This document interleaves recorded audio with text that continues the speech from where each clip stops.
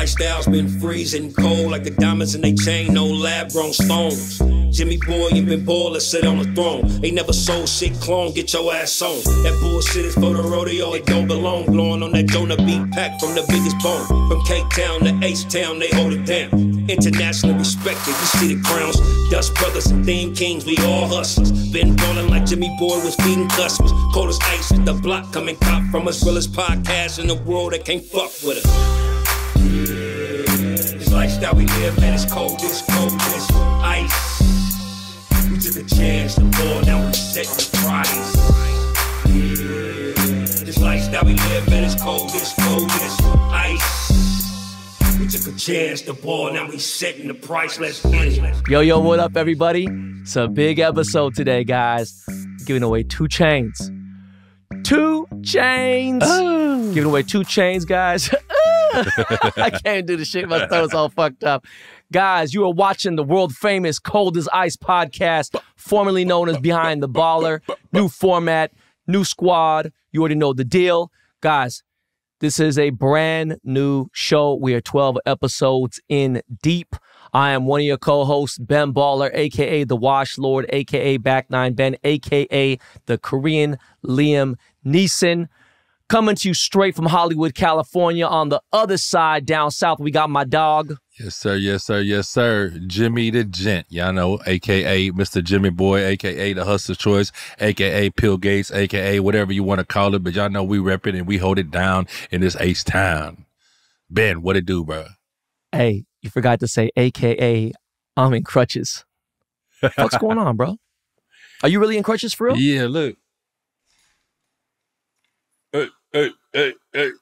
Them motherfuckers got a weight limit on them? They ain't gonna break? 300, baby. You know I'm under 300, so I'm be all right. Hey, what are you right now? Like, real talk. How much you down to? I'm like 240, well, 245, I think, right now. Last time I checked, I was 243 and some change, but I'm around there. 240. Jimmy, I ain't gonna lie to you, bro. That might be the lightest I've seen you in a minute, bro. Yeah, the last time I was this size was probably like 2015, bro. So the biggest you ever were was what again? I'm sorry. I'm not trying to bring it up like that. I'm just... 280. 280 was the biggest I've ever been. That was 7 months ago. Okay, so you never got the 300 then? Nah, never.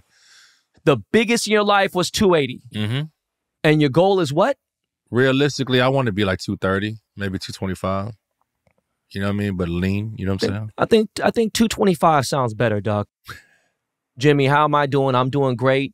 Your boy's playing the best golf of his life again. I took a 3-week absence. I told you, bro, that shit fuck with my mental health not being outside. Yeah, I feel that. I'm going to keep it a buck, bro. I had a lot of start thinking about random shit, was tripping, wasn't even thinking about no pussy, was thinking about nothing else, was thinking about my kids, but I was just like, that shit fucked me up not being out, being able to get some exercise, not to smell some grass, not to touch grass, not to hit some balls, get the frustration out, and like, yo, I can't play for like 5 days because I got the kids and a lot of shit. They about to end school, but your boy doing it, man. Ryder's birthday was lit. You know, his party was lit. Oh, yeah. Me and, you know what I'm saying, and the baby moms is good. And me and the new girl is, I guess we kind of good. I don't really know. It's a lot of demands going on and not really trying to meet these demands. I'm not the negotiator. Don't call me Kevin Spacey. You know, by the way, Kevin Spacey in trouble. God damn, I can't use Kevin Spacey. Don't call me no negotiator, man. Yeah, Kevin Spacey on some. Yeah. He on some. Yes, sir. I don't even want to mention dude's name. But Sean, you already know, is in trouble. How you doing, Jimmy? I'm good, bro. Besides the crutches, you know what I mean? I'm good, man. You know, just being optimistic. You know, Vannah just graduated. We had a graduation party. We had a senior banquet, man. It was, man, I ain't gonna lie. It was a very emotional week. Very emotional week, bro.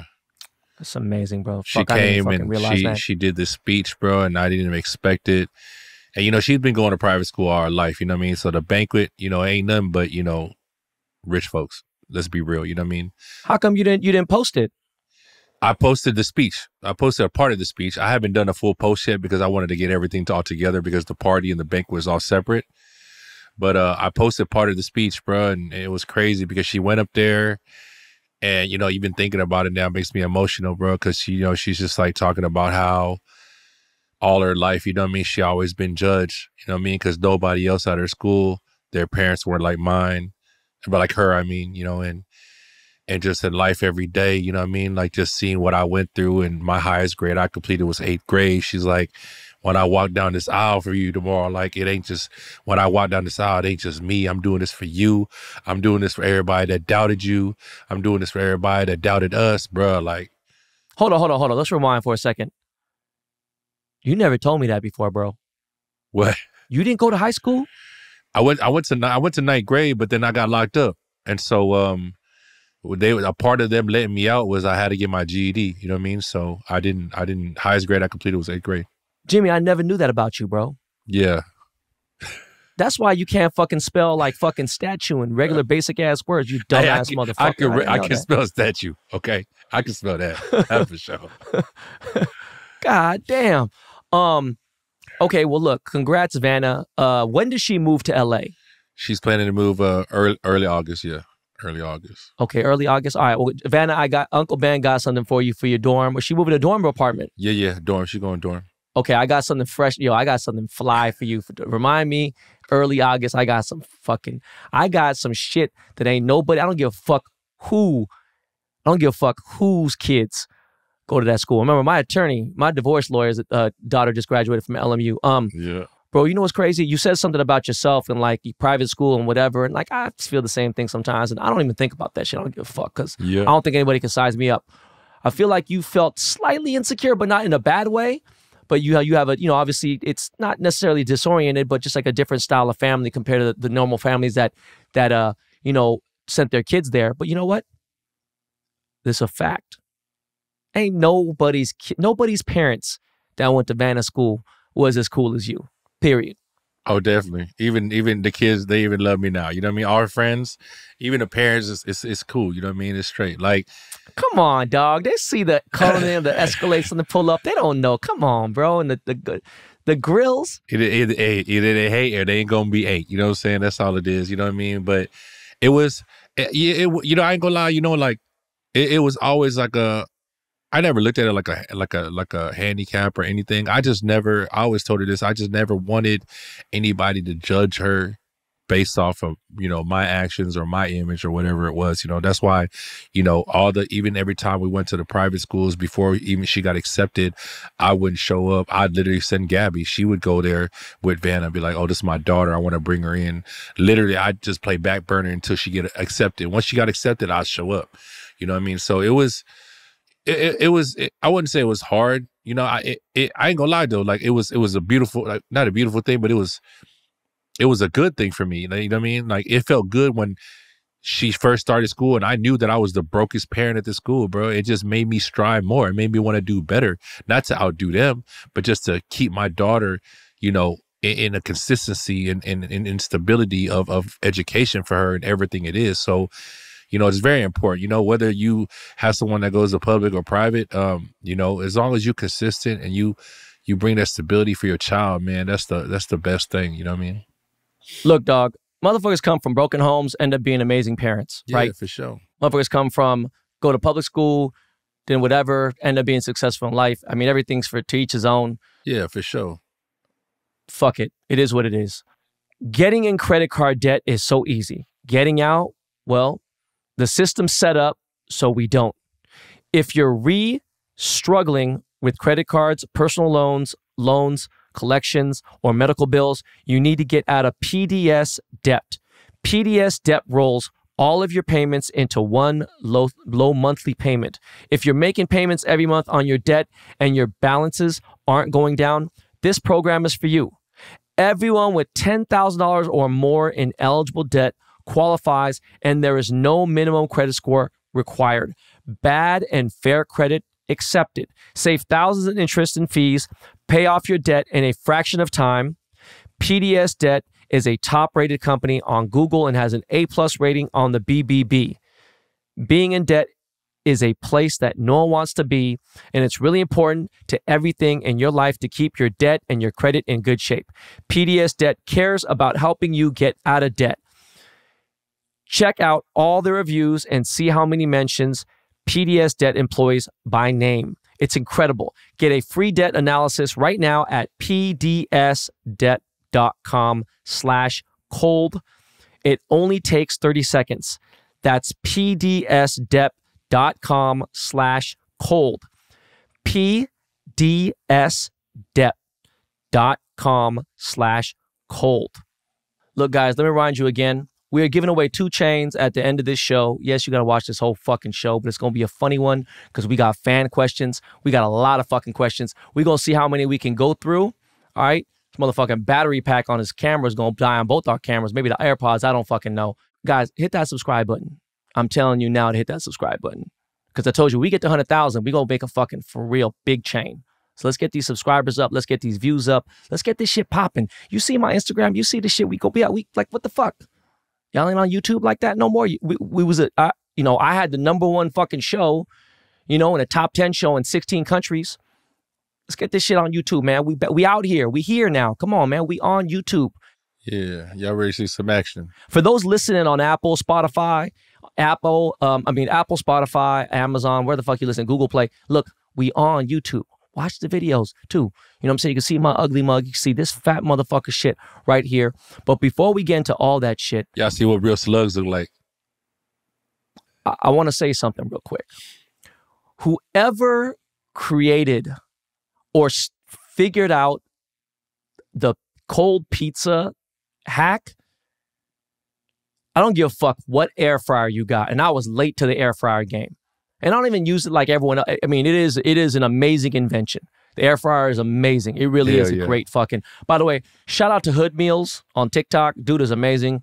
He be making some crazy-ass meals in his trailer or whatever. Look, Jimmy, have you ever... Okay, how do you reheat your cold pizza? Let's say you order a pizza from Domino's, Papa John's. It doesn't matter. It could be a nice place, whatever. You have cold pizza. You have extra pizza. You have it in the fridge. How do you reheat it? Tell me. So I usually bake it.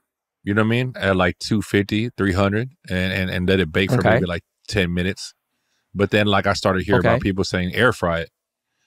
And I've air fried it and it's a hack definitely, but it's sometimes it's weird because sometimes it's strict. Sometimes I guess maybe I don't know the temperature to put and it gets burnt. You know what I'm saying? No. What? No. Fuck the air fryer. Fuck the oven. Definitely fuck the microwave. That's why I used to do microwave for like 20 seconds. Listen, fuck all that shit. Look, there's a dude named David Portnoy. He's the founder, owner of Barstool. Have you heard of him before? Yeah. Okay, so he does this thing called One Bite Pizza 1 Bite Challenge or some shit or some fucking shit. And he rates pizza like he's the fucking culinary god of pizza and whatever. And to tell you the truth, I watch it here and there and sometimes he does things and he ends up taking like 17 bites, but he rates pizzas and his style is a lot different from what I like pizza, right? And he doesn't like any flop. He's very specific about a flop. When you have a pizza, think about it. And if it comes down, whatever. Me personally, I was like, look, I don't mind if it has a little flop. I like it to be a little soft, like whatever. I don't really like crunchy pizza. And I'm very particular. I've had pizza in... Have you been to Italy before, Jimmy? Yeah. Okay, have you ever had pizza in Italy? Mm-hmm. My stepdad's Italian. So, you know what I mean? What did you think of pizza in Italy?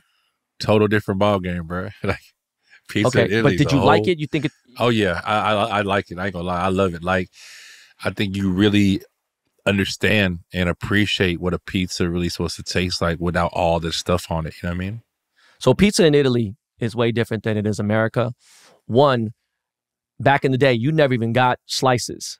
You get a whole fucking pie. You cut that bitch yourself. It's just a different type of vibe. They have it different now. But obviously, people have different tastes. Me personally, I do prefer New York or Connecticut pizza. I'm not a big fan of Detroit or Chicago deep dish pizza.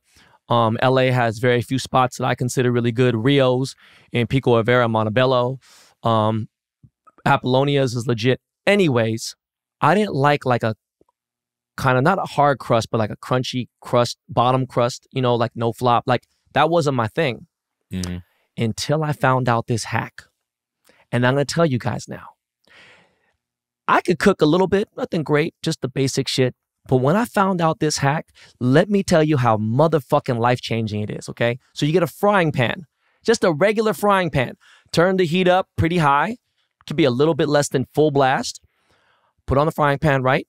Okay? I like to spray a little olive oil on there, just the spray bottle one, not the fucking put in whatever. You have it on high heat. Let it be on there for 30 seconds, not even that long, okay? Then you put the cold, frozen, the cold, straight out the refrigerator, put the pizza on there, okay? All right? Just let it sit there, okay? You get 3 or 4 ice cubes at max. Yes, ice cubes. I was like, this is cap. This is dumb. Shut the fuck up. You put 2 ice cubes on one side of the pizza, put 2 ice cubes on the other side of the pizza. You know what you do? You get a cover. You know, a frying pan, you get a cover from a oven, whatever. Anything, basically a cover. Then you put the cover on top of the frying pan, okay? Let it go about 2 minutes, and it's steaming in there. About a minute or so, look at, you know, open it up. You're going to see the water and the ice cubes have dissolved, and it's steamed it up. Now you move the, you know, put a little, you know, the little spatula underneath, move it around a little bit. You're going to see it soaks it up.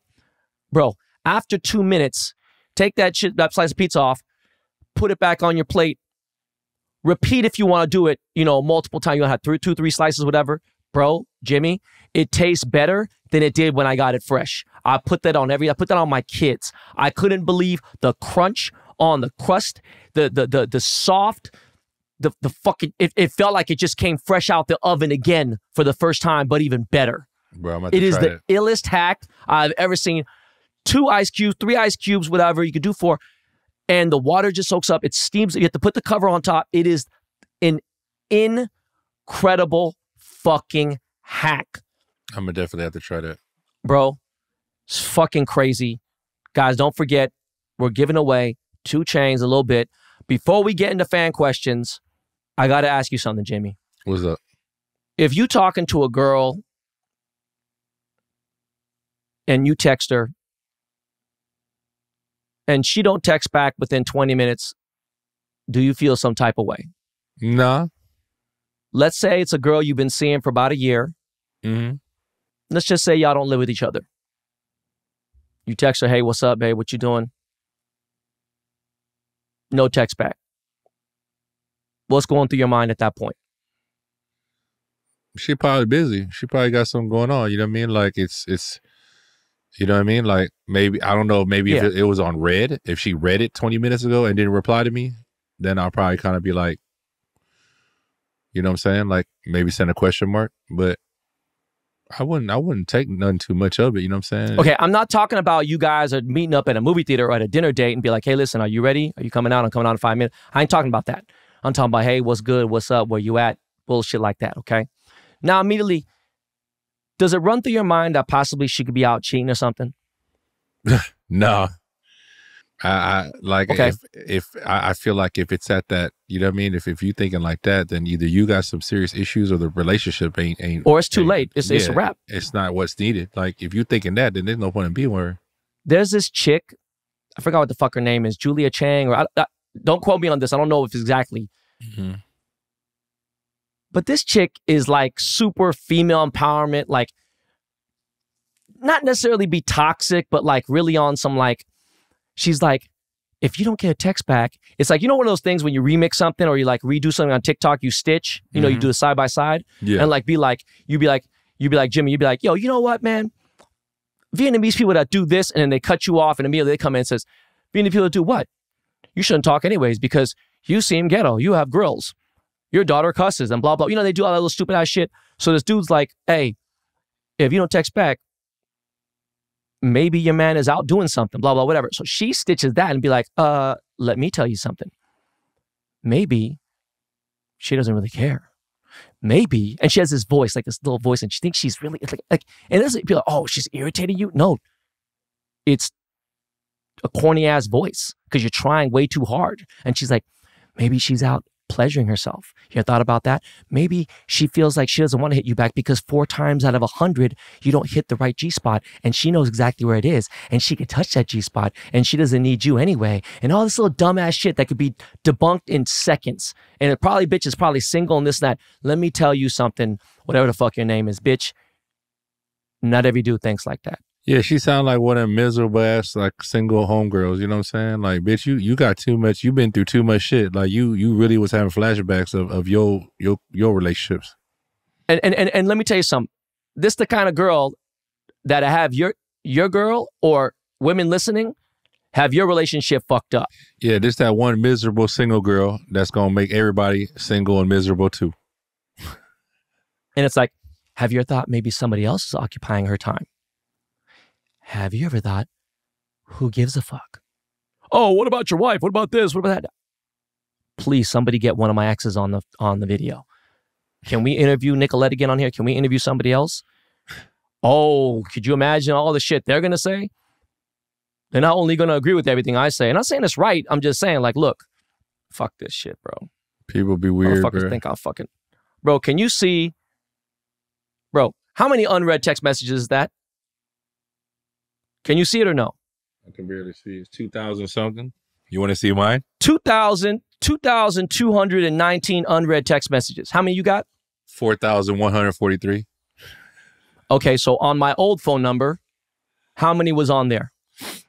Like 6,000? It was like at 5,500. Yeah. So now, I'm not trying to be cool or anything. It's like if I text you, I text you. I could text you 20 times. Jimmy, how many times have you texted me and I just don't get back? And and I'll be honest. Nah, unless you got something going on, you'll reply to me. And then sometimes if I don't. You'll hit me later telling like you got busy. You know what I'm saying? Something happened, whatever. You were doing something. Okay, but does it mean I don't love you? No, hell no. Did you ever take it that way? No. Okay.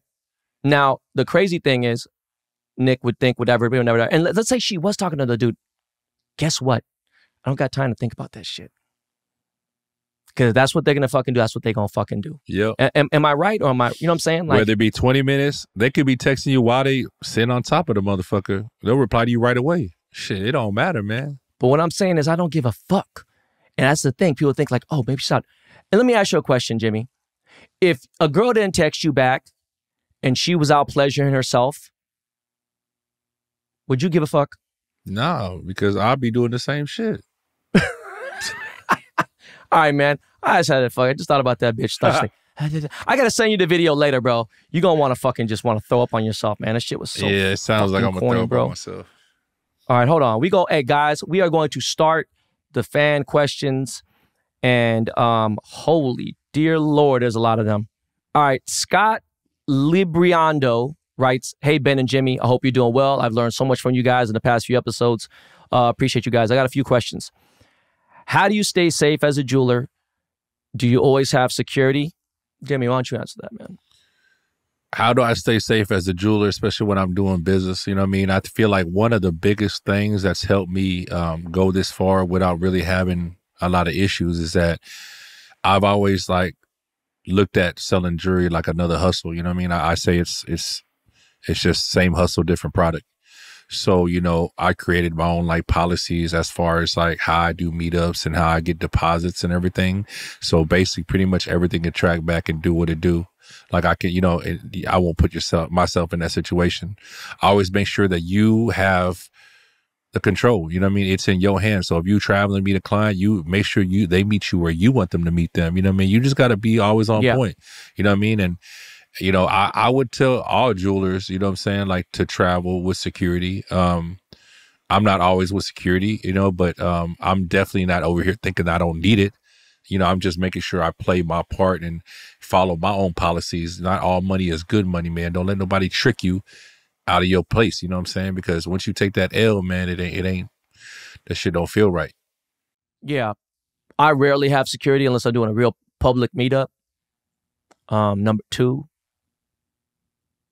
I'm not even dealing with anybody who would even remotely even be thinking like that. I'm at a different place in my life. Earlier on, yeah, I moved a little wild. Definitely had security around a lot.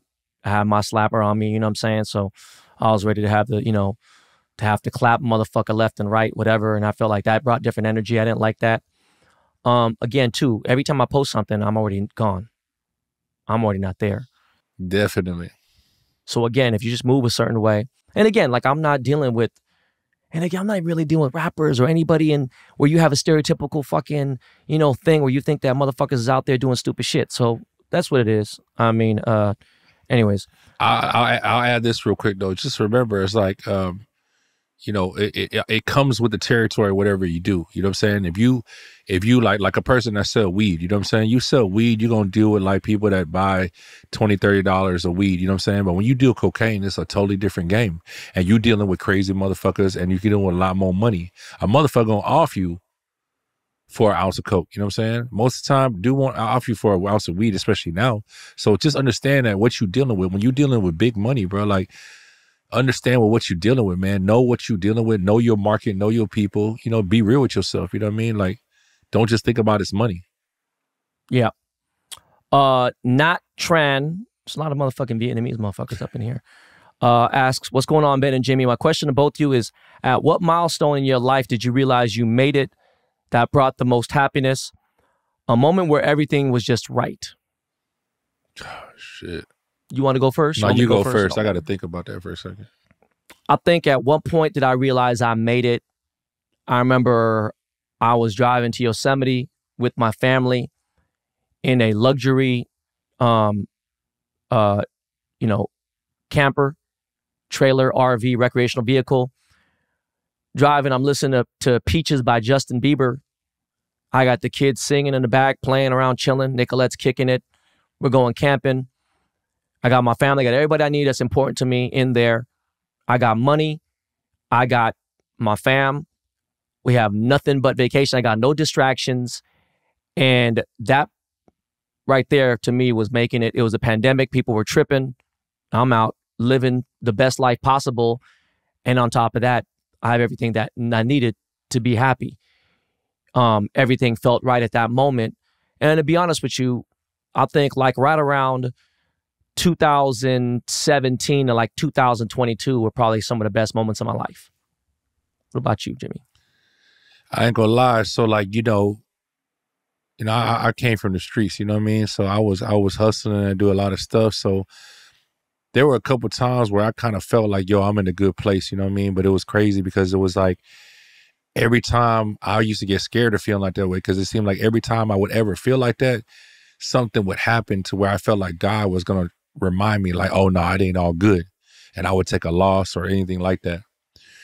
I think, to be totally honest with you, like the first time I really, really felt like, yo, like I'm really at a place where I can't go back to the old way, as in I can never go broke again and my family and see what I'm doing was maybe probably like 5 or 6 months ago. You know what I mean? Like when I took that big L last year for almost $2 million,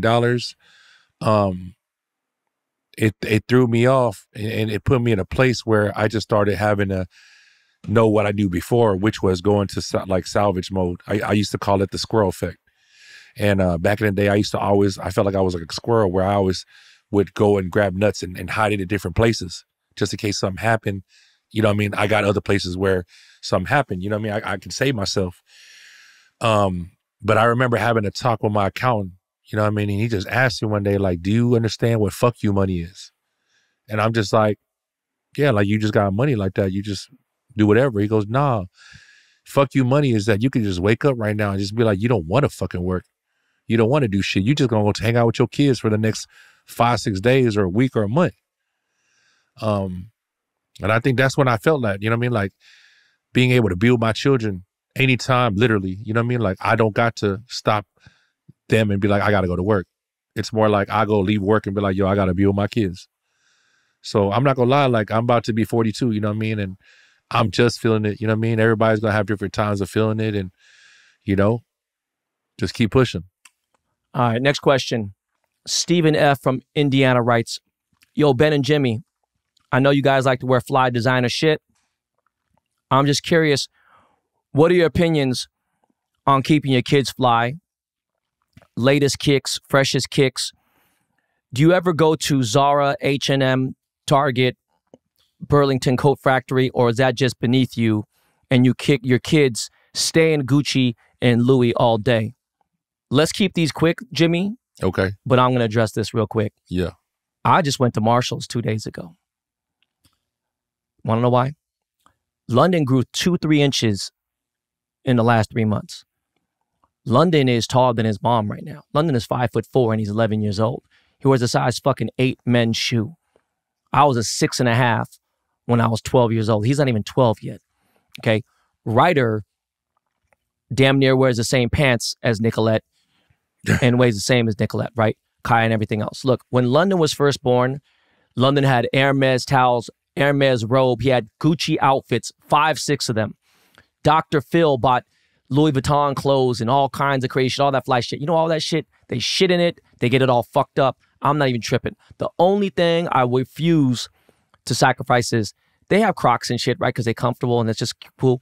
My kids will always have fresh kicks, school kicks, and beat up kicks, all right? But I'll go to Zara. Zara's probably got one of the better quality. I'll go to Target. I'll go to Marshalls. I'll go to fucking Old Navy. I don't give a fuck. That shit don't mean not a goddamn thing because they eating, they good, they kicks is fresh, they got gold on their neck, they straight, and they don't even care about clothes. Jimmy, what's your take on it? The only time my kids ever had LV or Gucci or none of that stuff is when their aunts and uncles bought them that stuff. And all the girls that were trying to impress me buy it for my kids. Like Chrome Hearts, all that stuff, bro. Like my kids we shop at Target, Old Navy. You know what I mean? When I was younger, I was dumb. I used to buy kicks for all my kids and buy to the all the way up to size 7 or 8 when they grow into it. I ended up selling all them kicks, man, because they ain't gonna like it. They got to be comfortable. My kids ain't want to get a haircut in the last 2 months, and I'm gonna let them do what they do. You know what I'm saying? Like, got to be comfortable in what they be in, man. Like, so, man, I'm not on top of anything, bro. Like comfortability, giving your kids, because you know why? You keep buying them all that stuff. You buy them these little Bentley model cars and all that stuff. You better be ready to buy them Bentley when they turn 18, or they're gonna be like, why you buy me a Bentley then? You ain't bought it now. So all that flashing y'all doing, man, make sure you got that bread for them when they really grow up and really want it. Yep. Next question. We're gonna try to run through these. There's a lot of fucking questions, man. It's over 150 questions. Kevin N writes, this one's for Ben and Jimmy both. If y'all had to start tomorrow with $0 in your bank account and no existing business, what would you do to make your first $1 million? It's a good question. Go ahead, Jimmy. Why don't you come with that? Oh, man. Knowing what I know, not having no money to start, but I still have like my network and my people. Shoot, you know, I'm going to do this jewelry That's what I'm saying. It's really weird, right? It's like, a hard look, question. Dog, you know what I'm saying? Are we 25? We got no clout, or am I Ben Baller still? Yeah, exactly. You know what I mean? Are you a nobody? Like, because look, if I'm a nobody, guess what I'm gonna do? I'm gonna scam motherfuckers. It ain't the most fucking, glamorous answer, but I'm just saying, like, I'm gonna hustle and do whatever the fuck I gotta do. Yeah. I'm gonna turn 10 to 20, 20 to 50, 20 to fucking to 100, 100 to 200, 200 to 5,000, you know what I'm saying? And keep doubling up until I get there. But like, if it's now where I'm at now, I mean, bruh, I'm going to start making more chains from nothing. Yeah. I'll take shit on memo. I could go sell any fucking thing. I could go sell a bunch of fucking Rolexes literally, and not own any of it and just do memos. Me and Ben can literally walk into 47th Street and get memoed $500,000 $1 million worth of jewelry straight up off our name. You know what I'm saying? $500,000? Like, motherfucker, I can get 7 million memo to 10 million memo tomorrow. So that's in Ben. This that's economy. Me. Okay. Yeah. Million. You know what I'm saying? You know what I mean?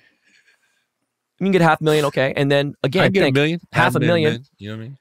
Okay, $500,000 to $1 million. Think about it. Let's just say you make 10% or 15% off every single one. Bro, you made 150 bands right there in that month or whatever that period.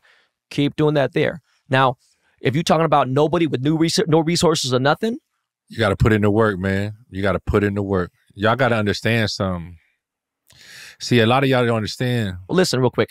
Jimmy said earlier, he said he bakes shit. 10 minutes. Impatient motherfucker like me, I ain't waiting 10 minutes. I'm gonna microwave that motherfucker and sacrifice to whatever. But what I'm saying is, everyone lives in this microwave era. You ain't gonna make funny. The fast, if you make fast money, it's gonna go fast too. Yep. It's hard. Listen, Dr. Dre once told me, you see the fucking plaque, you can't really see it behind me. One of the fucking illest things that Dr. Dre ever said to me, says, making $1 million is easy. Keeping it is the hard part. Go ahead, Jimmy. I'm sorry to cut you off. Go. Nah, you know what I'm saying? That's just what y'all don't understand, man. Like, you can't cheat the grind. There's no way you can sit there and speed up the process, man. Like, if you have no name and you from nowhere, like, I get a lot of people hit me talking about, yo, I'm 20, I'm 19, I got 10 bands Seda, what can I do? I'm trying to get this and that. Like, you gotta continue to put in the work, bro. You can't take that away. And put in the work is gonna build your character, your strategy, and everything it is. It's gonna make you last, you know what I mean, and get to where you go. Like, there's a saying, they said, like, you don't really become a millionaire until you get your 30s, because you might have made $1 million in your 20s, but you ain't a millionaire if you ain't kept that. So it takes trial and error, man. You know, like me, like I literally feel like in my 30s when I could say I was like, yo, I became a millionaire in my 30s. I made millions in the streets when I was 17, 18, but I wasn't saving. I was spending that, and I didn't know what to do with it. You know what I mean? So it's like, y'all got to know, man, it's all about putting in work. You cannot take away that. You got to put in work, man. And when you get up there, no one can take away the work you put in. They can say and do whatever they want. They can't take away the work you put in, bro. There it is. Elicio Same shit, right? Dela Cruz writes, she asked actually the same question as someone just asked previously, but one of the questions is, what was your first biggest purchase? Now that's subjective, right? You know what I'm saying? I bought a Ferrari the day I became a millionaire. You know, I bought a Ferrari 360 Challenge Stradale in 2004. But again, that was $206,000, I think, back then, 20 years ago. And then my first condo was right around the same time. But like my biggest purchase is probably a fucking $7 million crib. And that was 6 years ago. I don't know. I bought several $1 million plus cars. I bought like 800,000 watches. I don't really know like what time era, what time period, but Jimmy, what's a big purchase of yours? Man, I think '08, I bought that Bentley GT, you know what I'm saying? I think I was 26 years old then, 24, 27. Okay. 200 bands. I bought the condo, that's like 2007, that was like 1.2. I never I bought the Cullinan, you know what I mean? Like you said, different times, different places, but the funny thing I'll say about this, 500 bands right? for the Cully. Yeah. I'll tell you how this though. It's funny because like in 2016, I bought my first S-Class Benz and that was my dream car. And a lot of people were laughing and they were just like, you don't make no sense. And I'm like, why? They're like, you didn't have Ferraris, you didn't have all kinds, Bentleys and everything, but your dream car is a S-Class and you waited until 2016 to get one? I said, because you know why? When I was growing up, like having the S-Class and having a presidential Rolex made you certified, like you made it, you are that man. And so that's why, like, for all that time, even though I was buying Ferraris, driving Ferraris, Bentleys, like they were exotic cars to me, but I didn't feel no type of way having them. Getting that S-Class under my name and buying it and having that gold presidential, like the first one I ever bought, I even waited 6 months before I even wore it because I felt like I was questioning myself whether I felt that I was at that point in my life yet to even deserve that, you know what I mean? So as far as a big purchase, it depends on if you're saying like in value, yeah. But then for me, like big purchases is something like growing up, I have like this thought in my head of what it is to like an award, you know what I mean? Like a gold, a plaque for myself. Nah, yeah, that's an achievement, bro. So look, she adds to the question, said, other than being good-ass jewelers, what are your other talents? You want to go with that? What you want to do? I think I'm a pretty good comedian. Okay. No, you're a good comedian. Okay. What else? So if people don't know, I'm very musically inclined. I play the drums, I play the piano, I play a little saxophone, I play trombone. Growing up, that's all I did all my life was play music. You know what I mean? So I play music by ear. If you give me a song for like 10 minutes, I'll play it on the piano. Look at that. I'm an actor. No question. I could fucking change it to a different person. I'm a people person. I can storytell like a motherfucker. Obviously, both of us are great dads, good fathers, great providers. There's a lot of different talents. You know what I'm saying? I was a DJ. I was producing, making music. I could still do that if I wanted to. But the crazy part is my attention to detail is impeccable. So obviously, whether it be golf or things like that, golf is probably, if it's not the hardest sport in the world to play, it is up there in the top 2 hardest sports in the world to play. So, my hand-eye coordination is impeccable. But no, thank you, Alicio. We're going to keep it going. We got way too many questions. All right, Matthew Rivera writes, what up, Ben and Jimmy? This is my second time presenting on the fan question. Bro, why the fuck you gotta write all this shit? Next time, motherfuckers, just write a goddamn fucking question. God damn, man. I'm 25. I currently have a take-home pay of $4,000 a month after taxes and health deductions. I like to go by percentages on my money to have a brighter future. Currently, I'm running this program on my investment portfolio. 10% of my income into stocks and cryptos. 3% of my income into precious metals. What else do you recommend into getting to as far as having another form of investments? 5% into something else, maybe 3% into other. Jimmy, I don't want you to fucking answer this. Yeah, I'm not. Matthew, I'm not mad at you. I'm just saying it's a lot. And look, you seem like you're doing okay. Look, if 10% of your income is going to the stock market, why don't you put 20% of your fucking income in the stock market? Fuck the other 5 and stop playing bullshit, okay? 3% of the precious metals, bump it to 5. So now you got 25% of your shit invested there. But if you're playing the stock market right, look, that's how you get rich. I'm gonna keep it a buck with you right now. All right? There it is. Sorry. I know a lot of these questions are gonna start getting repetitive and whatever else. Alone Co. writes, should a man who's broke in his late 20s even be dating? Jimmy, this is a good question, man. Go ahead and ask that. It depends on what your priorities are. You know what I mean? Some men are okay with living their life being broke, you know what I mean? And making the best of their lives, you know what I mean? So you really can't put a number on what that is. So I'm going to tell you, just do what makes you happy, especially at your age in the 20s. Like, try not to worry so much about like being rich, and really just, you know, just find yourself, you know what I mean? And live your life, bro. And I have the polar opposite answer. Fuck no, bro.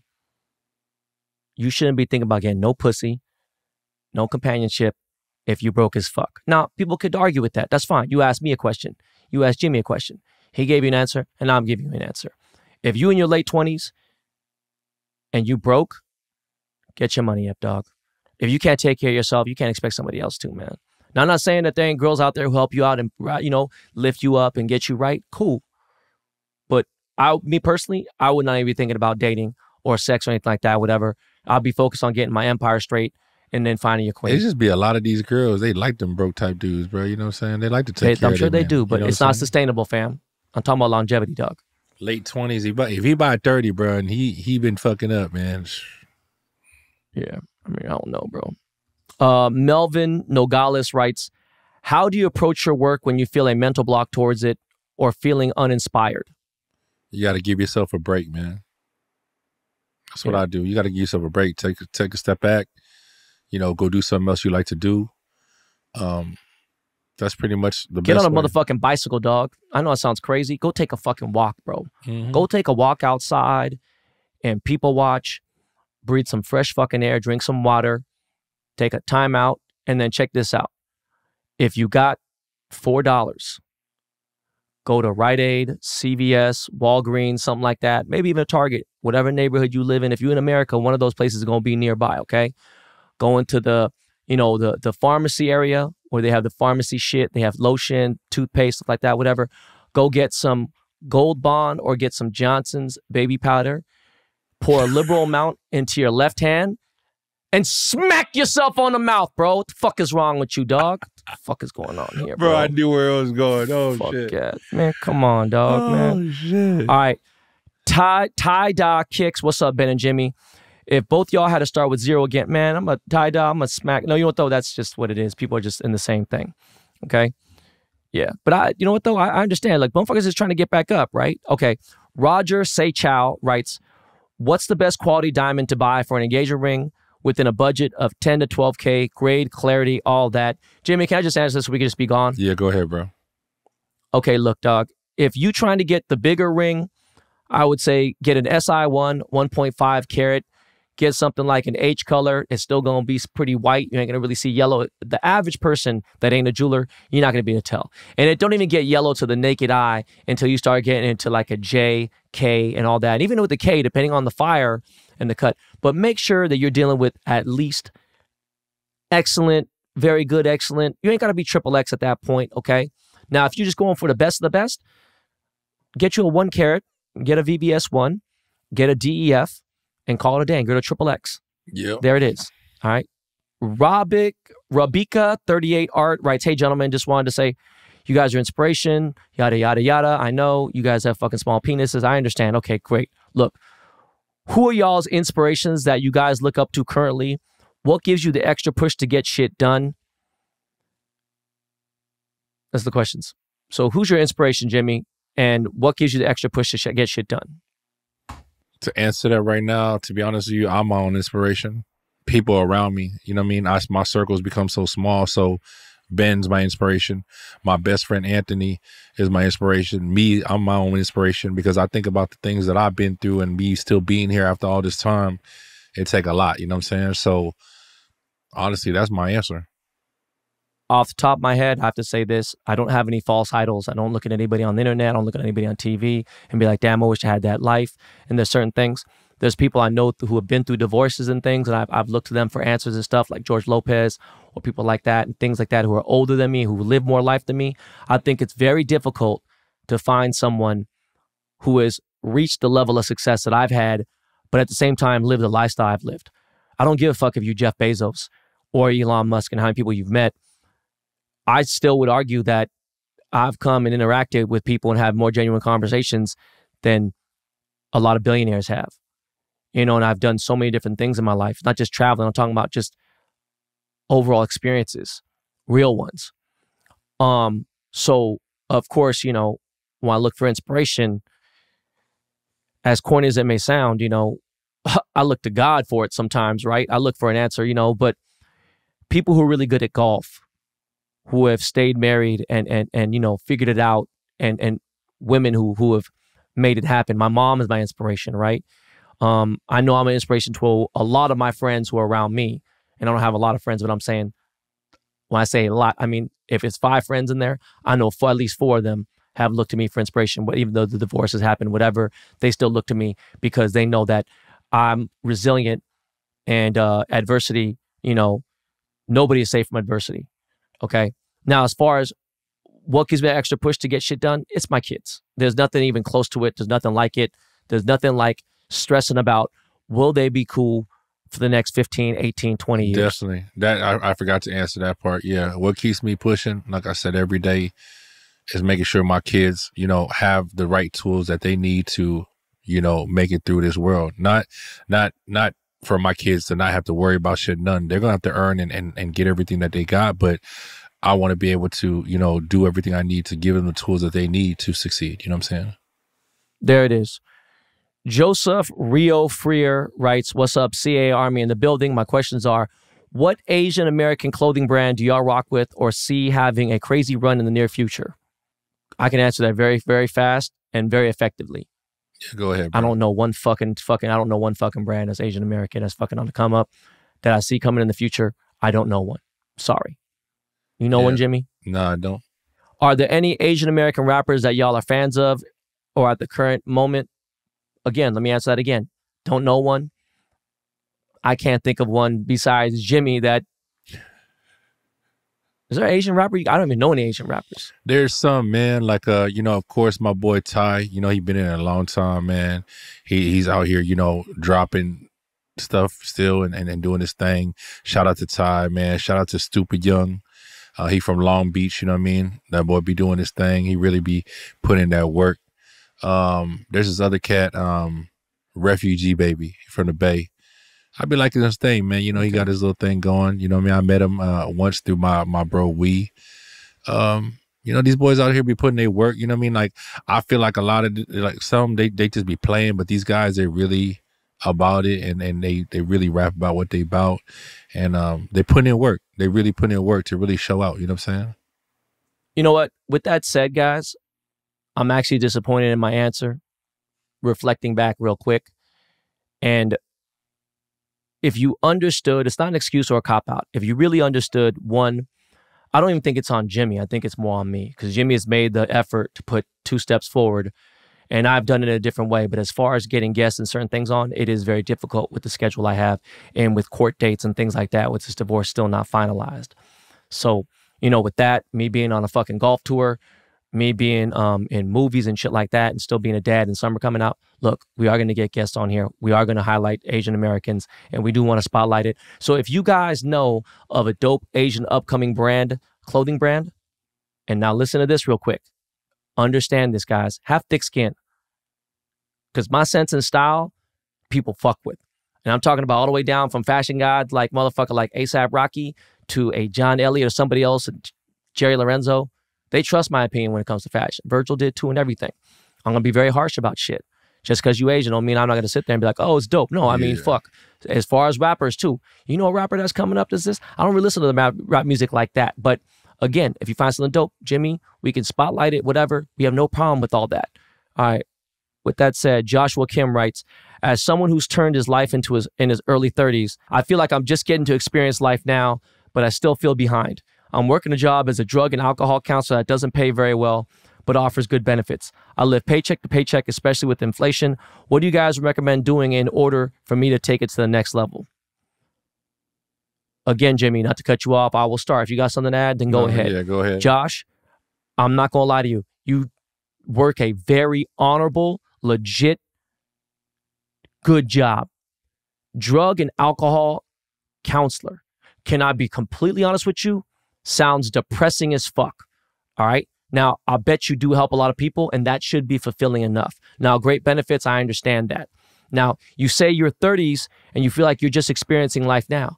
Guess what? I've done a million things. I don't feel like my life began until I was 40. And I always felt like I was behind, even though I was ahead of the curve times a million. Now, you really might be behind. I don't know. Guess what? It's time to fucking play catch up then. But how do you do that if you feel like you're in a dead-end job? You know what? Inflation, economy, things are fucked up. Guess what has to happen? In order to reach big success, you must take big risks. And with big risks comes some big fucking failures, homie. So if you're ready to do that, some people are scared. Like, look, I'm comfortable with this shit. I'm too scared to lose, whatever. I know people work at the same job. They don't like it, but they know they're comfortable there. Then they get cut off. They don't know what to do. If you don't have a backup plan now, and I can't tell you what that is for you because I don't know you, but I'll tell you right now, you helping people. If that ain't good enough, if you need someone to help you out, I really don't know what to say to you, right? The show should be therapeutical to a certain extent, but life ain't easy, bro. Sometimes you got to get up and do some shit that's going to make you feel real uncomfortable. And it's like switching a golf swing. You're like, I don't like this, feels unfamiliar. You better start getting used to being unfamiliar if you want to glow up. Yep. Because if feeling successful, people think success is, oh, just money, it's this. No, it's being uncomfortable. And I deal with fucking, being uncomfortable almost every day at some point in my life. So, anything you want to add, Jimmy? No, you know what I'm saying? Success comes with a lot of sacrifice, man. Just understand that. There it is, and it's man. like you doing the good thing, you know what I'm saying? But it's like, you're going to have to go really, really hard if you want to be able to do both. You know what I'm saying? That's really the best way to put it. A. Miller writes, what's up, Wash Lord, Back 9 Ben, Jimmy the Gent, JimmyBoi. Got 2 questions you guys can choose from. What do people misunderstand about you the most? And the other question is just not even, I don't want to get into that. What do people understand? What do people misunderstand about you the most, Jimmy? Misunderstand about me the most, man. Like I feel like a lot of people, they just they watch what you post and they watch your social media and they just assume that's just what it is. I'll give you a prime example. Today I went to Verizon and I had to go get my phone fixed, and I walk in there with crutches, and one of the guys that worked there, like, I know him, we have mutual friends and everything. He's like, damn bro, you good, what's up? And I'm like, yeah, man, I just, I've been on these crutches for like 2 weeks. And he's like, bro, I ain't gonna lie, I seen you post the other day and you seem straight, man. I thought everything good with you. You know what I mean? Like, I feel like so many people misunderstand what they want to see or what they think they see. You know what I mean? Whether it be like my image of, they think I'm just always out here partying, always around bitches and doing everything. When y'all don't understand, I'm a full-time single father. You're not always around bitches and partying? No, go on. Sometimes. But I feel like that's just what it is. But I feel like it has a lot to do with just social media and how people are in society now. They just automatically look and just assume like, oh, that's what it is when they see that, and it's just like, they see the image and they forget like what's really going on. But at the same time, it's like I choose to leave it that way too. Like my private life, I post what I want y'all to see, and the rest is for the people that are privately in my life, and they deserve that privacy that I give them that other people don't get neither, Jimmy, how different are my close friend stories to my regular stories? Be honest. As far as different, as in, what do you mean though? You know what I mean? Like you'll post as far as what the people see. It's different. It's different. You know what I mean? Because you're posting. It's very different, stuff. No? Yeah, because you're like you. No, but I mean like real shit. Yeah, because I'm looking for the word for it. It's more not personal. It's more, what's the word I'm looking for, man? Like compared to what you post regularly and for your close friends, it's like more intimate. Is that the word I'm looking for? Yeah, that's a good word. You know what I mean? That's like a good it's word. more intimate. It is. Yeah. Okay, so with that said, let me say something real quick. I think the thing that people understand about me is I've experienced so much interaction with people across the world. I have to say, a majority of the times people are posting their highlight reels. I barely post any highlights. I posted the other day, like, oh, 20 years of fucking, 20 years ago I was a millionaire with certain shit. I feel like there's a new story that so many people haven't ever heard about me. And the obvious things like, oh, my son's birthday, or, they graduated high school, whatever the fuck it may be. What I'm trying to get at is that the best parts of my life don't usually make it to social media. That's what the misunderstanding is. And I felt like at that point, not because of the divorce or anything else, for privacy reasons, if you see me out, you see me out. People want to talk about it on the forum or whatever and be like, oh, I saw Ben here in this car, I saw him in a Ferrari, whatever, boom, cool. I just don't because, again, it's a security, guys. You guys talking about how do you keep safe or whatever it may be. It's not moving in silence, just not broadcasting it the way I need, don't need to. The misunderstanding, again, is that people are seeing my highlight reel and they aren't. So that's what that is really, man. No, definitely. People think I'm broker than I am and people think I'm richer than I am. That's what's funny. Exactly, for sure. Glock Ted writes, what's up, Ben and Jimmy? I know you mentioned you have a CCW. What is your everyday carrier? What is your everyday carry? Do you ever go to the shooting range to practice? What's the best place to go shoot in Los Angeles area? Jimmy, do you carry? If so, what's your everyday carry? My everyday carry is a Glock 43 currently. It was a Sig Sauer P365. I like a 9mm. I like something compact for everyday carry. In California, those are both off roster. Do I go to the range? I go to the range maybe once a year, and that's just to basically tighten up 5 yards, 7 yards, 9 yards, 11 yards when it comes to renewing my CCW when I have to. I'd almost never go to the fucking range. And I could get that shit done within 30 minutes to an hour. I think I'm a pretty decent shot. And I also think this is because of my eye to detail. Jimmy, what's your everyday carry? I'm a convicted felon, so I'm not allowed to carry a weapon. Well, that just ended that question, didn't it? But I will say my daughter is an amazing shooter. I love it. Fucking love Vannah so much. So if you want to find out, there's only one way to really find out. Vannah be like, pow, pow. What's up, Ling Ling? What's up, Uncle Ben? Jimmy the Jizent is Daniel Talk. Would you guys ever create a jewelry piece together? What would it be? Would it symbolize your friendship? It wouldn't be no gay shit like that. Will we do it? We already talked about doing something like that. It's something that should happen. I don't think I'm in a rush to do it. I don't know what the fuck it'd be. Maybe it'd be like a piece of me, like a stick figure of me, and then you could put me inside Jimmy. Pause, because like Jimmy's a big motherfucker. I can open the head like this, and I'll eat his ass. Yeah, the Russian ass, them Russian fucking like toys that they always have like 50 fucking things inside. Rex from India, Ben and Jimmy, I wanted to ask you, what is your day-to-day fashion looks like? From working to going out to playing golf, what do you wear? I'm in a fresh white tee, some baggy pants, some sweats. I'm on a golf course. I'm wearing Grayson, the best of the best. When I'm going out, I'm wearing a black fresh crisp tee, some black baggy pants that are straight, and I always got some fresh kicks on. That's about it. What about you, Jimmy? Yeah, black tee most of the time, or white tee. Jeans, or I might be wearing some shorts, fresh kicks, or I got my super washed up, wave runners type shoes, you know what I mean? Not wave runners, Nike free runs. I'm comfortable as fuck. I ain't gonna lie. I know you told me that one day. Yeah. I ain't gonna lie to you. I'm very, very fucking comfortable. But when it's time to put it on, trust me, I'm gonna put it on. Yeah, he got his gallery department. He got his fresh shirt, shit, and everything, whatever, Louis jacket, all that. I got Louis jackets and all that shit and everything. I don't give a fuck about none of that shit, man. Yeah. Mike Godinez writes, does a chain that is... Stay in school, people. Please, stay in school. Does a chain that is gold-plated really have gold? And why does the gold wear off if it is plated?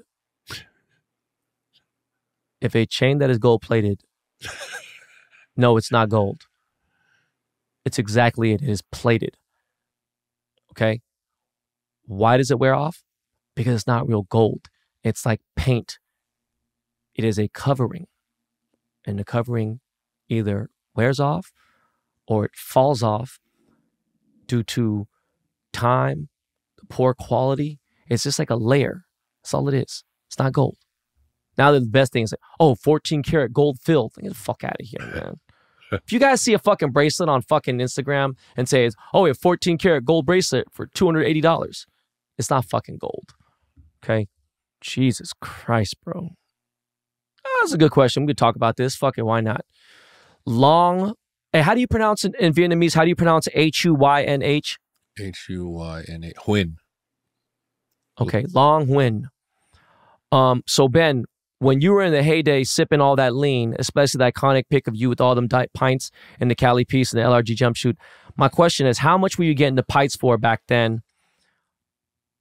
Be honest, I was getting them for $50 to $75 a pint. I know the motherfuckers is $25,000, $35,000, but you can't even get Octavus.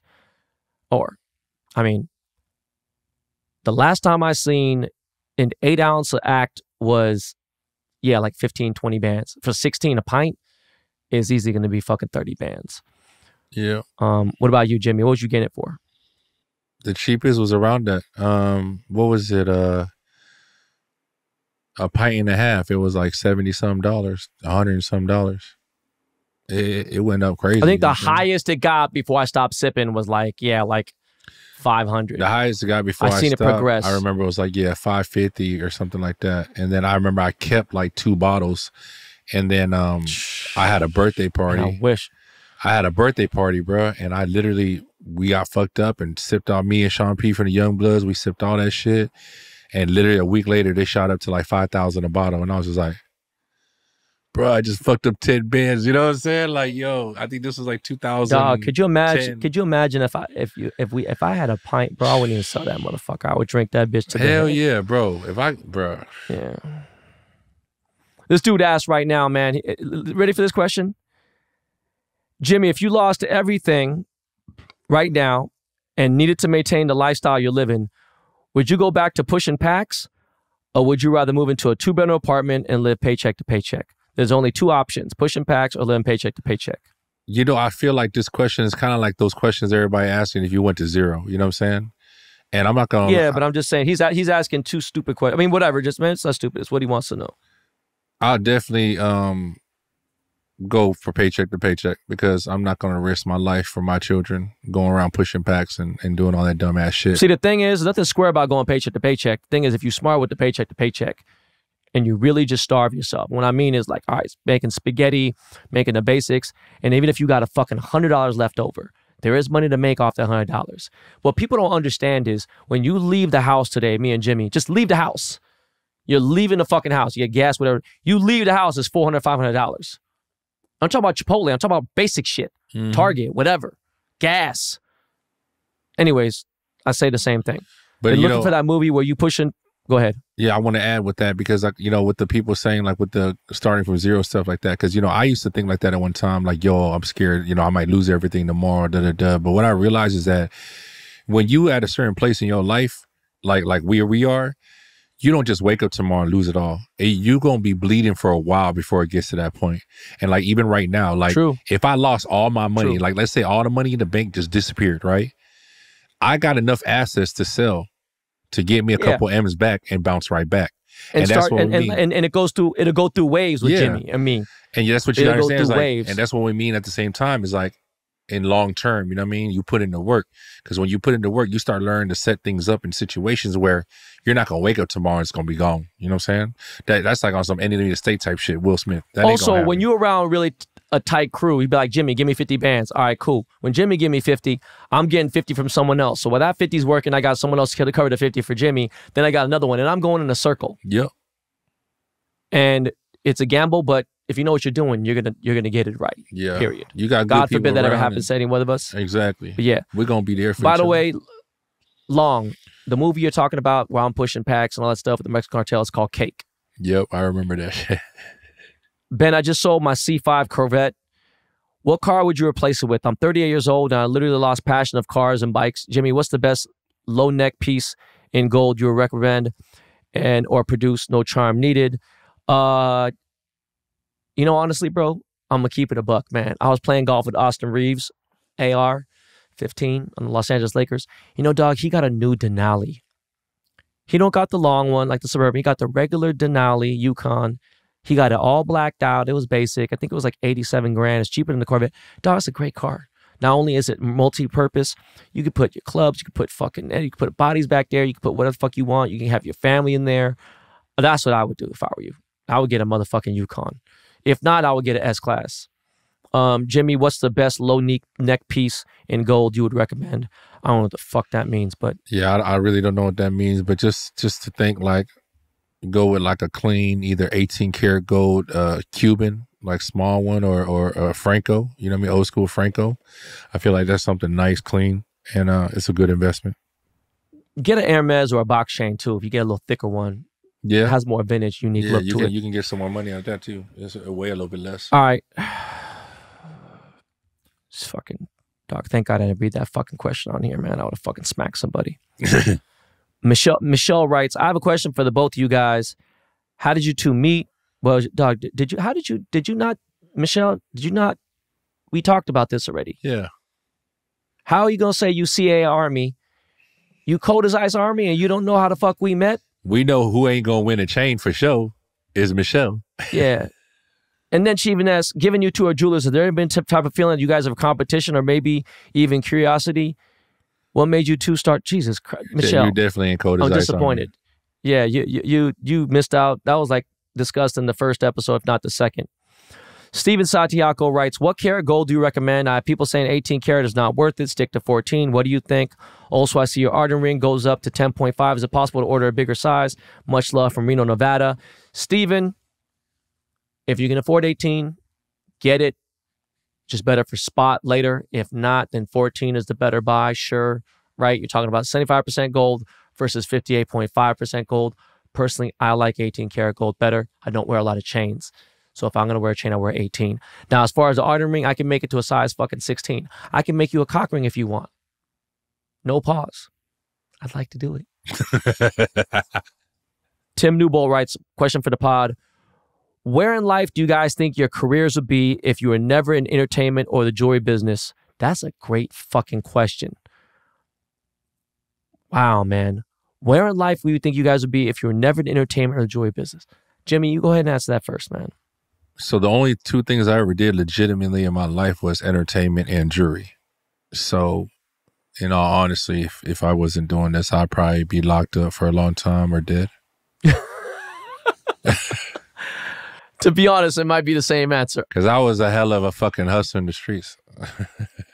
You know what, man? See, entertainment, that even gets into like breakdancing and shit I was doing. Exactly, I would probably did it to try to be on TV and whatever. So if I wasn't doing that, can I be completely real with you, bro?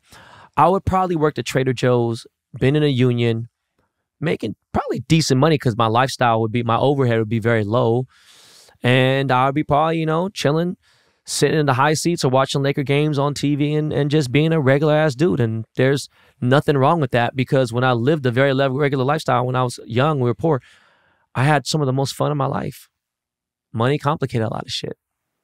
Hell yeah. Rami Joma writes, my question for y'all is, if you had to restart, Jesus Christ, dog. Man, dog. Thank God we answered that shit earlier. I'm telling you. I knew it was going to come again. Question from Toronto, Canada. Micah Lee writes, Ben and Jimmy, just want to say shout out to you guys. Amazing. Love you. Blah, blah, blah, blah, blah, blah, blah, blah, blah. Was wondering what you guys do to manage all your time. Do you have assistants that help you, tell you, and where to go, what appointments you have? Is it you guys writing your own itinerary? Let me keep it a buck. I have an amazing calendar. I have an amazing assistant. I have alarms. You said from 6 a.m. all the way to 9 p.m. I have alarms every single fucking day. Some of these days are very specific. If you have an Apple fucking alarm system, is amazing. Tells me when to stop eating.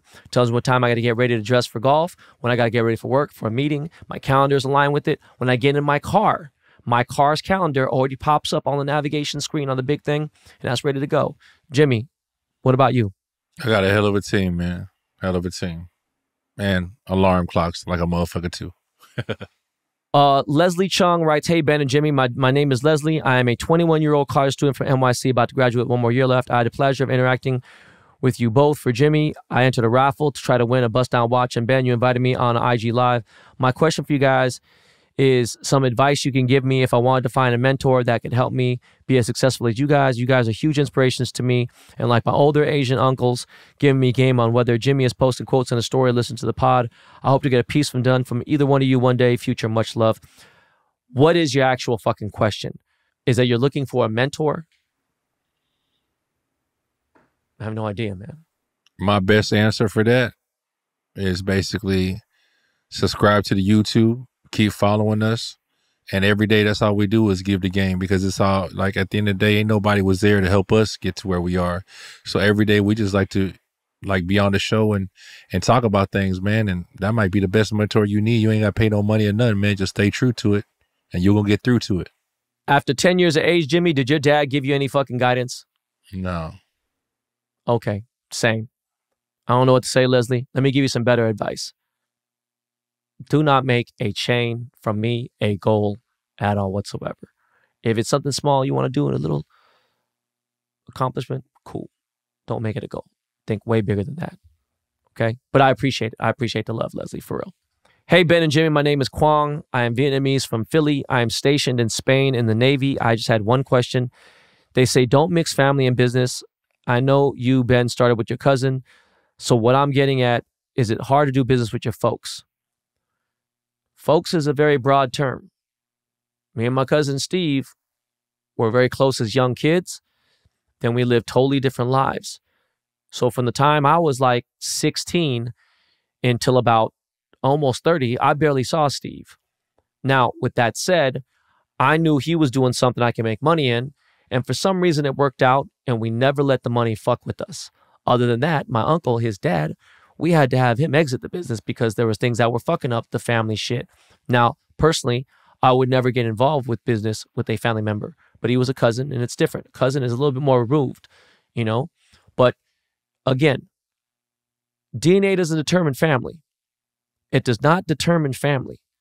Blood does not necessarily determine family. Mm-hmm. Love does, right? Someone could be your cousin. Jimmy's my cousin. But it really depends. I don't suggest getting in business with your family. And when you say, folks, getting in business with your parents, hell no. I wouldn't suggest that unless they're going to pass a business on to you. Jimmy, what's your thoughts? The best way for me to put it is that do not do business with anybody unless they can separate business with family, pleasure, and all that at the end of the day. Like, you know, it's hard, especially dealing with parents or anybody close like that, because they feel entitled in a certain way. They feel like you should be coming at a certain way because you're their child. So I'm going to just say, make sure that you both can able to separate the family from the business. If you can do that, which is very hard, then shit, go for it. Joe writes, happy Tuesday, guys. My question is, how much should you pay someone over spot on gold jewelry from a normal gold shop? It all depends. Gold is the only universal currency there is in the world. Yeah. It's the same price as it is in Alaska, as it is in Houston, as it is in LA, as it is in Dubai, as it is in China, as it is in Australia. So with that said, if spot for 14 karat gold, let's just say, for example, is $38, you have to understand labor on a fucking Cuban chain could be anywhere from $10 to $20 per gram. So you got to understand that. So just because you have, now when you're selling it back to a shop, you're going to sell it for spot, unless it's a designer brand like a Tiffany, Cartier, IF & Co, whatever. Now, me personally, I'm not going to sell a certain thing on spot. That's not where it is. I have fucking $60K a month rent to pay, so my shit is going to be different. At the same time, Cartier charges $475 per gram. I'm sorry. Yes. They're $475 a gram for 18 karat gold. That is like 600% over spot. Now, my brand also demands a high price. Jimmy has his own prices. Really, if you can try to keep it 10 to 15 over spot, you doing well. You got any thoughts on that, Jimmy? No, definitely, I agree with what you're saying, and I want to add, like, you know, there are a lot of these people that are like popping up. They jewelers or they making Cubans and whatever, and they're talking about $5 on top, you know, per gram labor, things like that. Y'all gotta understand, like, making a Cuban chain, it's like, to do it right, it's gotta be straight. And when I say straight is when you hang it upside down, it's supposed to flow all the way down. A lot of these dudes, they be making these Cubans and they be twirling and twisty and all that stuff. So just know at the end of the day, you get what you pay for, man. Like y'all hit us up sometimes. Y'all try to do price, you know, like price, whatever, matching, whatever. Like, nah, we don't do that because we stand behind our quality of work. We stand behind what it is. And that's just, you know, that's just that. You know what I mean? I encourage y'all to, you know, go to find your best deal, because you know what? Before I became a jeweler, it took me a lot of money and a lot of mistakes to learn how to find, you know, buy jewelry the way I wanted to buy it. That's how I created Done Right. It was because of me just out here shopping and trying to find jewelry that's done right. So just know that, man. Let me explain something real quick. When you go to a sneaker store like Riff, you see a pair of Jordans and they're $450. Now you go to StockX and they're $360. Let's say they're even $320. After tax, processing fee, shipping, and all that other bullshit, let's just say you save $50 and $250 is a lot.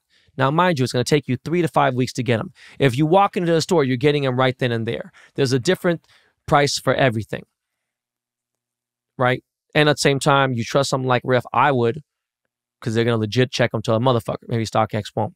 Now, your other question is Blue Nile still trustworthy for diamonds? They used to be the pinnacle of diamond trade place. But now the problem is Blue Nile is so large now and there's so many different things. Blue Nile doesn't actually have any diamonds. You understand that? It's like a marketplace like eBay, except it's more registered, kind of like 24 Chrono, right? You got to understand, they're real diamonds. They have certificates and everything else. And that is a definitely good place to get an idea of what market value is, sort of. But they're definitely going to be cheaper than the mall and everything else. But then you got to remember, you buy the diamond, great. Now you got to get the setting done. We're going to get that done at sales or whatever else. You know, they sell settings there too, but most of them are trash. You could build a ring there, but it's trash. Now, there's nothing wrong with getting a Tiffany knife setting, plain, platinum, simple setting. It's classic. You want to get something crazy? Hit me or Jimmy up.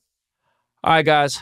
This is the last question. We have 39 questions left because I've deleted a bunch of shit that I fell through. We're not going to be able to finish all of them. We're already at over an hour, but this is going to be the final question. It comes from Elizabeth Perez.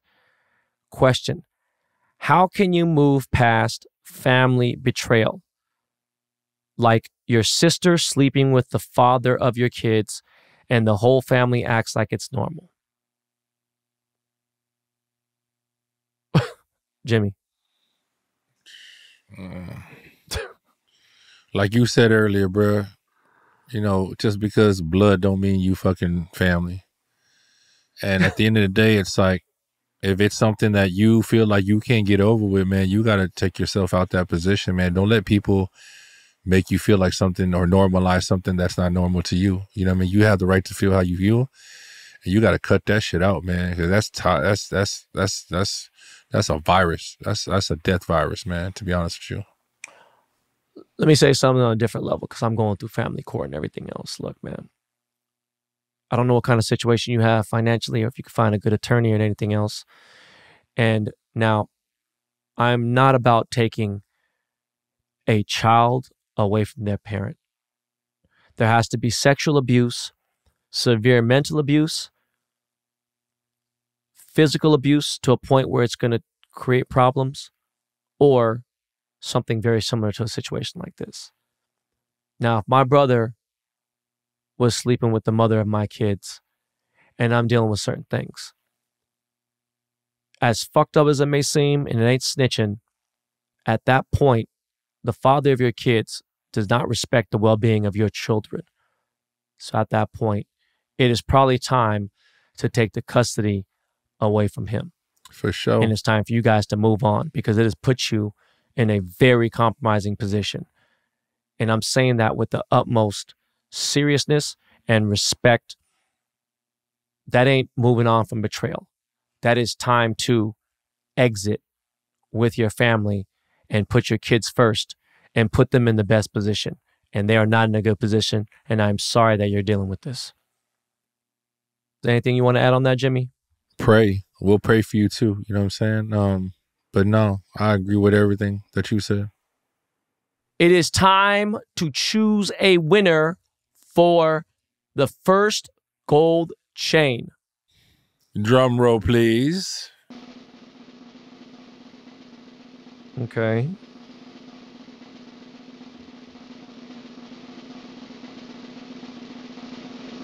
All right, Jimmy.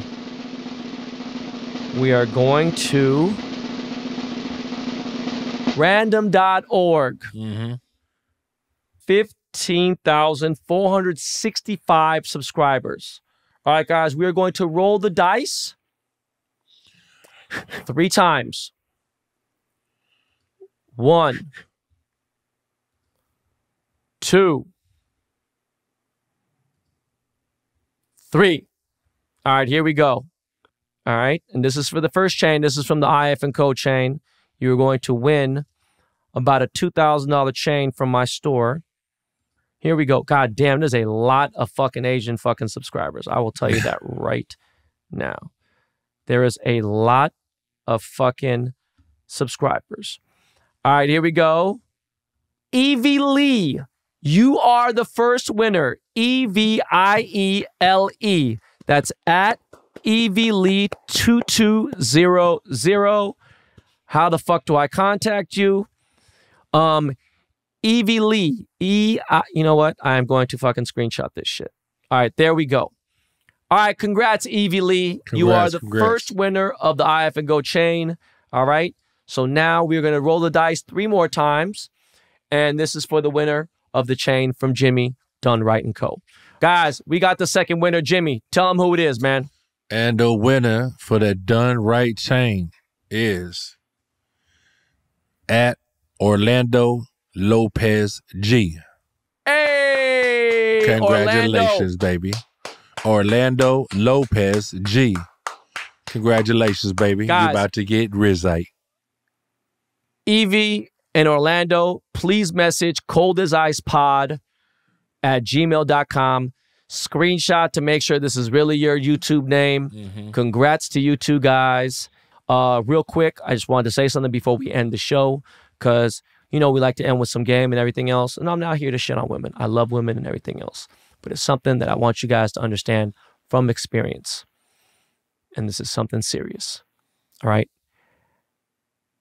In most cases, in my previous, in my actual experience, a man will put his happiness aside for his family and woman he loves. A woman will put her man aside for her own happiness. Might be harsh, but it's true. I'm not trying to shit on women. I'm just letting you know what it is. Jimmy, you got anything you want to say before we get out of here? Just remember, guys, man, only you can stop yourself. So do you. And there it is. Guys, that is it for the show. Another episode, fan questions. We knocked out over almost an hour and a half on you mother suckers. All right? Listen, make it a great day. Make it a great night. Tomorrow's not guaranteed. Tonight is not guaranteed. This is not your practice life. All that good stuff. No, Jimmy, sir. Man, let's get out of here. Yes, sir. Peace, y'all.